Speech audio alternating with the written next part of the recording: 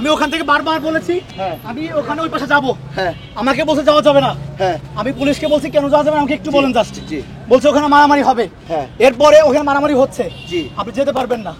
আমি বলছি এখানে সবাই যাচ্ছে, আমি গেলে কি প্রবলেম?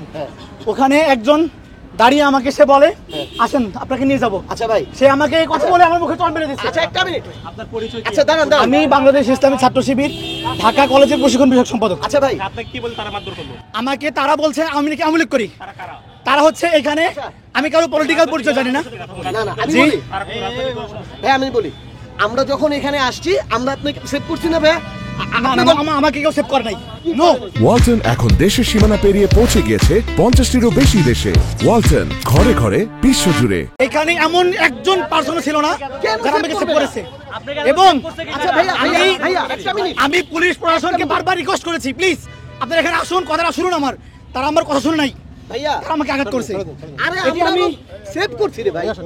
আমি এখানে যারা উপস্থিত, এখানে যারা আমার উপর হামলা করেছে, আমাদের সাথে আছে, আমাদের কে সেভ করছে? আপনারা সেভ করছে, আপনারা কি আর কে সেভ করতে তাহলে? মিথ্যা কথা বলেন কেন আপনি তাহলে? আপনি কে সেভ করছেন? আমি একটা জামায়াত ইসলামের একজন সমর্থককে আওয়ামী লীগের ট্যাগ দিয়ে তাকে মারধর করা হচ্ছিল এবং এই যে মারধরের যে ঘটনাটি, এই কারণে উত্তাল হয়ে উঠেছে এই মুহূর্তে দেখছি ধানমন্ডির 32 নম্বর এলাকা। যিনি মারধরের শিকার হয়েছেন তিনি ইসলামী ছাত্র শিবিরের একজন সক্রিয় সদস্য বলে তিনি দাবি করছেন। তিনি ঢাকা কলেজ ইসলামী ছাত্র শিবিরের সদস্য, তাকে আওয়ামী লীগ ট্যাগ দিয়ে মারধর করা হয়েছে এমন একটি অভিযোগ তার। আপনার সাথে কথা বলতে চাই, কারা আপনাকে মারধর করলো? আমাকে কারা মারধর করেছে তাদের পরিচয় আমি জানি না। এখানে যারা উপস্থিত ছিল, ওইখানে যারা এখনো আপনারা গেলে পাবেন, তারা আমাকে আঘাত করেছে। তবে তাদের পলিটিক্যাল পরিচয় আমি জানি না। তাদের পলিটিক্যাল পরিচয় কি এটা আপনারা বের করবেন, এটা আপনাদের নিকট আমার দাবি। আপনাকে কেন মারধর করা হলো? আমি এখানে এসেছিলাম, আমি বলেছি আমি কলাবাগান আমার বাসা, আমার কলাবাগান ফার্স্ট লাইনে আমার বাসা, আমি ওইদিকে যাবো।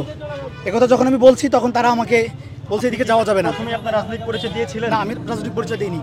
এখানে সাধারণ মানুষ যাতায়াত করবে, কেন রাজনৈতিক পরিচয় দিবে? আমি বলেছি আমার বাসা ওই পারে, আমি যাবো। কিন্তু সেই মুহূর্তে এখন আপনি কি থানায় কোনো ধরনের পদক্ষেপ নেবেন কিনা? থানায় পদক্ষেপ কিভাবে নিব বলেন? ওখানে যারা প্রশাসনের লোক ছিল, এখনো যারা আছে ওরাই। আমি তাদেরকে স্পষ্ট করে বলেছি যে আপনারা আমাকে আঘাত করতেছেন, আপনারা এখানে আসুন। তারা ওখান থেকে এক পাও ধরে নাই। এই প্রশাসনের আগে বিচার করতে হবে, কেন তারা এই কাজ করলো?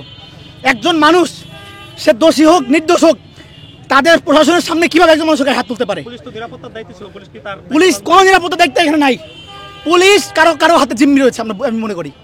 পুলিশের উচিত ছিল আগে এখানে এই সমস্যাটাকে এখানে আগে আইডেন্টিফাই করা কি হচ্ছে এখানে, তারপরে তারা সেখানে পরিস্থিতি অনুযায়ী তারা সিদ্ধান্ত গ্রহণ করবে। কিন্তু তারা এখানে আসে নাই। না, তাদের পরিচয় আমি জানি না। রাজনৈতিক পরিচয়? না, তাদের রাজনৈতিক পরিচয় আমি জানি না। আপনার নাম এবং পরিচয়? আমার নাম মামুন, আমি বাংলাদেশ ইসলামী ছাত্র শিবির ঢাকা কলেজ শাখার প্রশিক্ষণ বিষয়ক সম্পাদক।